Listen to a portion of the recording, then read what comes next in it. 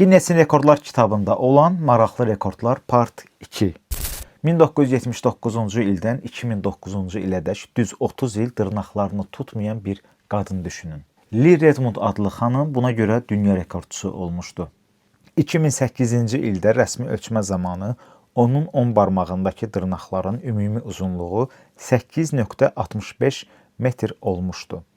2009-cu ildə keçirdiyi ağır avtomobil qəzasından sonra özü sağ qurtulsa da dırnaqları ilə vidalaşmalı olmuşdu.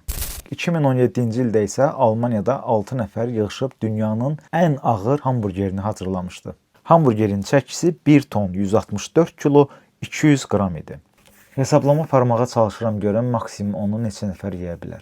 Son rekordumuz isə yuxusuz qalmaqla bağlıdır. Ən uzun müddət oyaq qalmaq rekordu Robert McDonald'dan məxsusdur. O 1986-cı ildə 18 gün 21 saat 40 dəqiqə yuxusuz qalmışdı. Və onu da qeyd edim ki, Guinness 1997-ci ildən bəri oyaq qalmaq üzrə rekord qeydiyyatını dayandırıb.